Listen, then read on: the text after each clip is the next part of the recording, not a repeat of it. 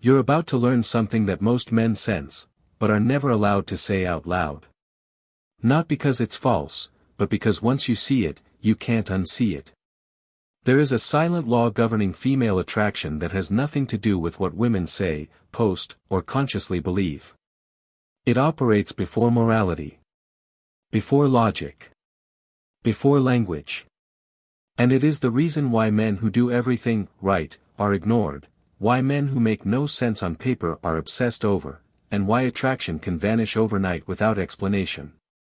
Most men fail because they assume female desire is rational, communicable, and consistent. It is none of those things. What controls attraction lives below awareness, in a psychological layer that reacts faster than thought and refuses to justify itself. This is the layer modern culture desperately tries to hide. Here's the uncomfortable truth: a woman does not experience desire the way she explains it. Her words are a translation, not the source. The source is instinct, ancient, selective, and brutally efficient. This is why you can receive affection without desire. Why you can be loved but not wanted. Why you can be respected but not chosen. And this is why listening to what she says, without observing what she responds to, guarantees confusion. Female psychology is not broken. It is dual. One side speaks. The other decides. One performs coherence. The other follows attraction. And these two sides are often in conflict. What makes this dangerous is not that women deceive, but that they themselves are not fully conscious of which side is driving them in the moment. This video is not about hate. It is not about blame. And it is not about manipulation. It is about perception. Because once you understand where desire is actually born, you stop chasing signals that don't matter, and you stop losing to rules that were never real. What you're about to hear will dismantle the fantasy of the predictable woman. It will force you to abandon the comforting lie that attraction follows fairness, effort, or intention. And it will explain, with disturbing clarity, why some men are remembered for years, while others are forgotten the moment they leave the room. This knowledge is not meant for everyone. It destabilizes weak identities. But if you stay, you'll see the structure beneath the surface, the level where attraction is decided before words ever appear. And once you understand that level, the game no longer feels random. The reason you are perpetually confused is that you are listening to the wrong woman. You are interacting with a spokesperson, a public relations officer for a much older, much more powerful entity. Inside every modern woman, there is a ghost in the machine. A silent navigator. This navigator is the product of 1,000,000 years of survival, and it does not speak your language.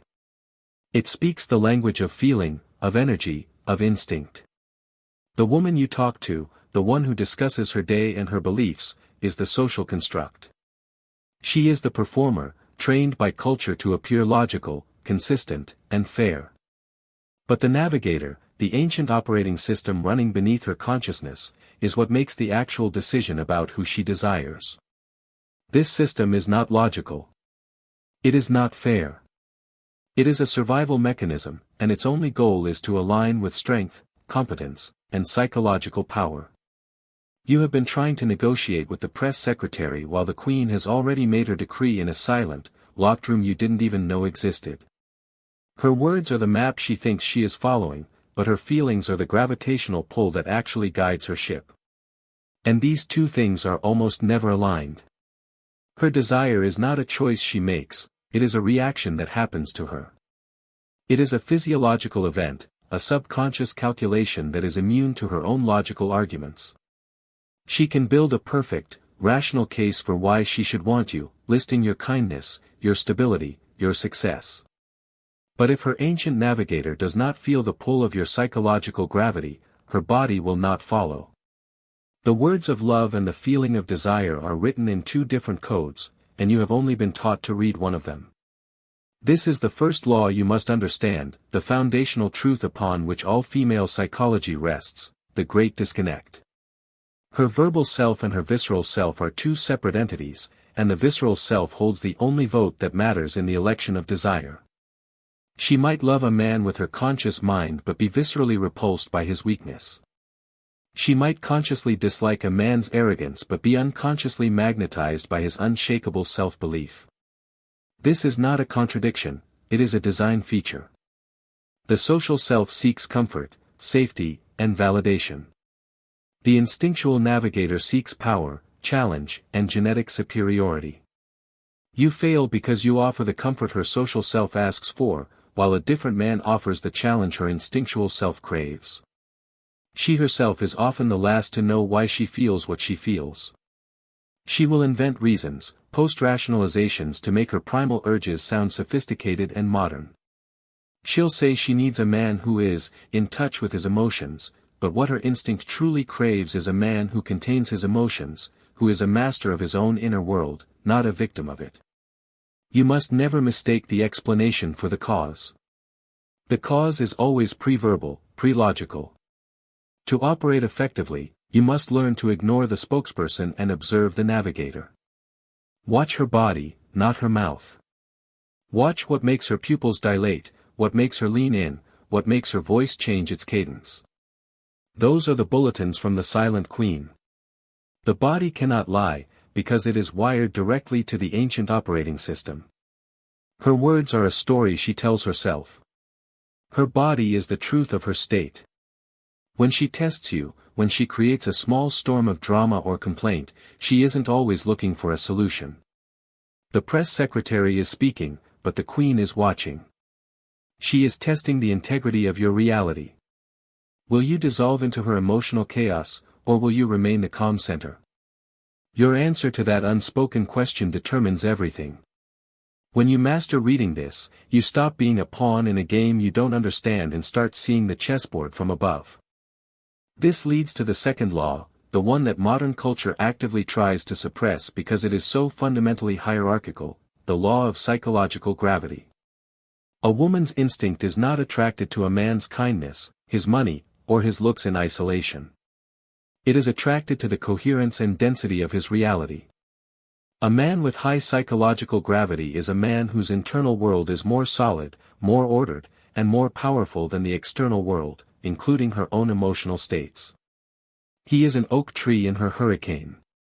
She may test him, she may rage, she may create chaos, but he does not sway.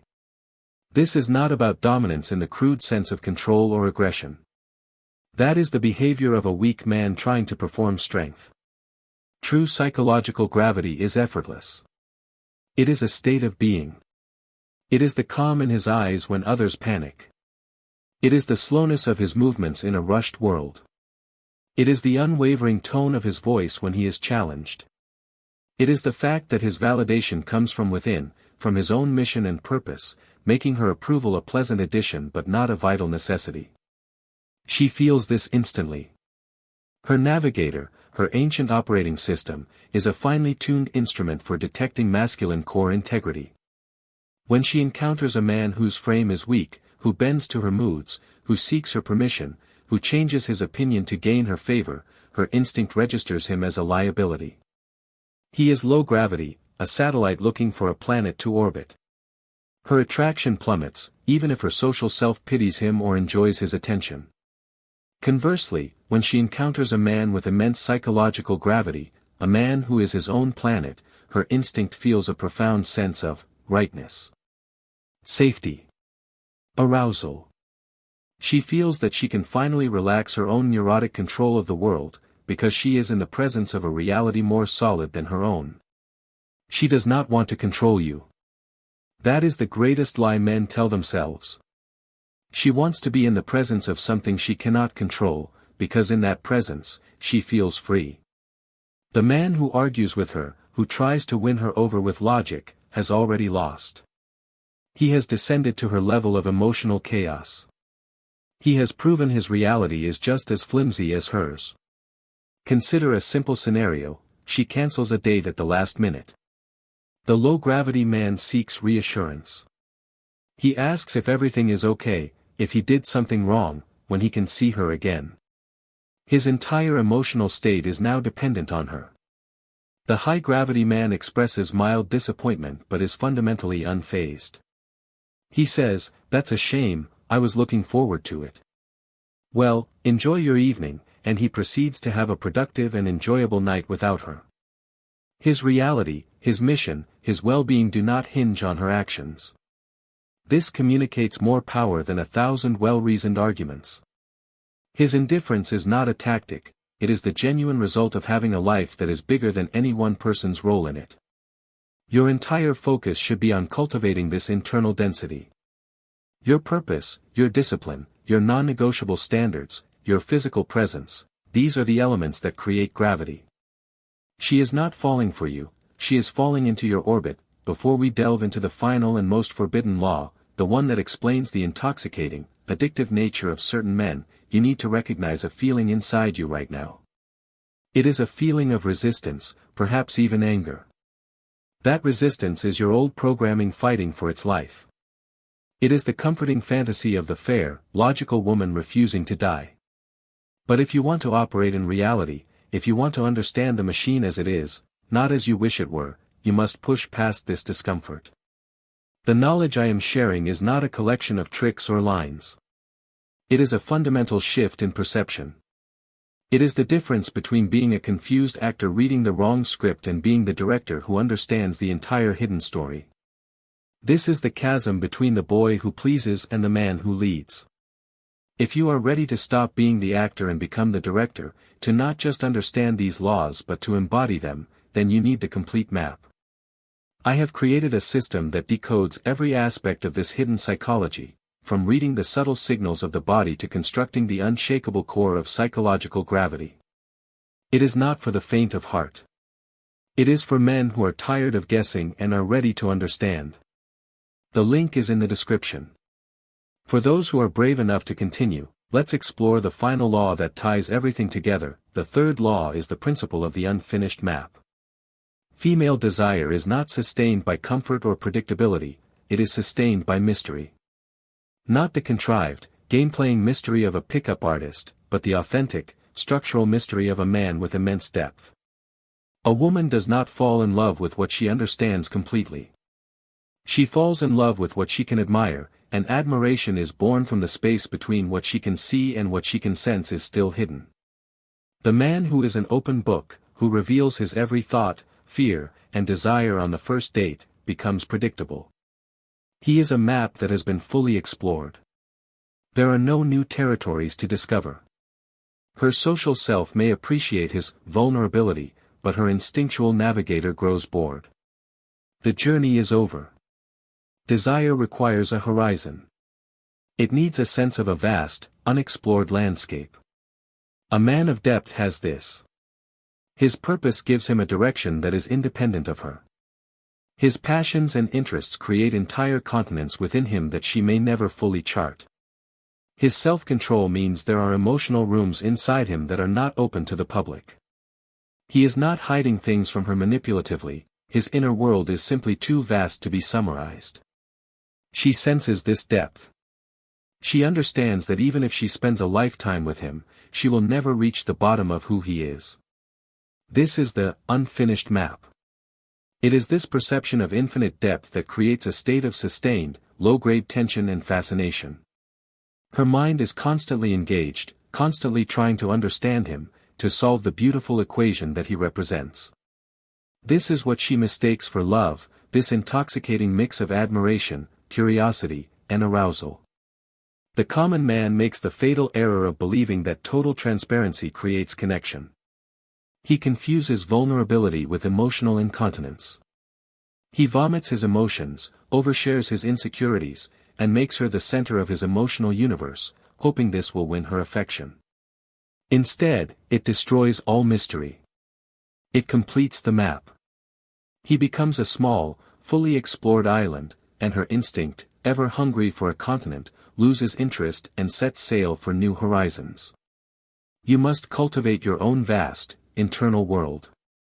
Your mission, your knowledge, your skills, your very soul must be something she can respect but never fully conquer. You must be a sovereign nation, not a needy colony. She doesn't want access to all your secrets.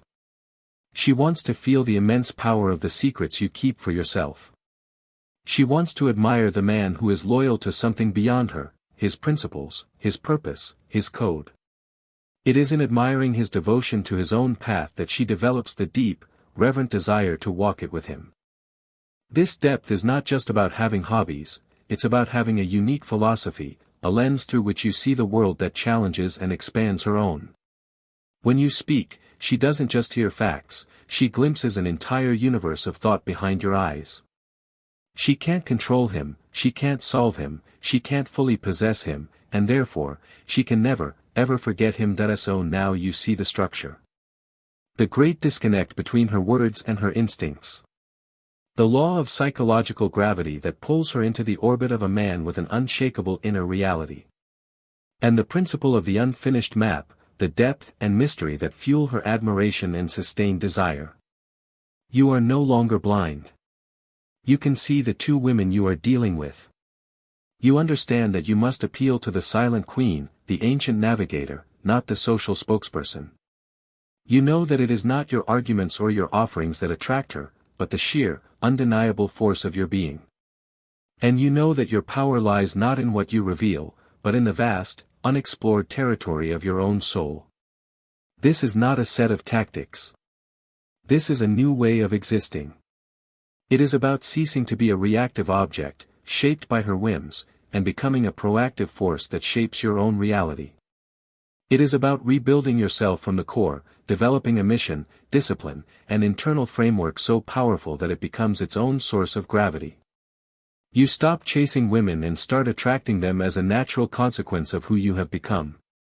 This journey transforms you from a man who hopes for a woman's attention into a man whose attention is a prize she seeks to earn. The choice is yours. You can take this knowledge, feel a momentary spark of clarity, and then slip back into the old patterns of confusion and frustration, forever walking on eggshells and wondering why your best efforts are never enough. Or you can decide, right now, to stop being a player in the game and become the game itself. If you are ready to make that transition, if you are ready to access the complete system and learn the practical, step-by-step methods to embody these principles and transform your reality, the path is open to you. Click the link in the description. It will take you to a place where we go deeper, where we turn this forbidden theory into practical skill. You will learn to construct your own psychological gravity, master the art of unspoken communication, and become the man whose depth she cannot help but admire. Enter the world where the rules are finally clear, and where you are no longer subject to them, but the master of them. The next move is yours.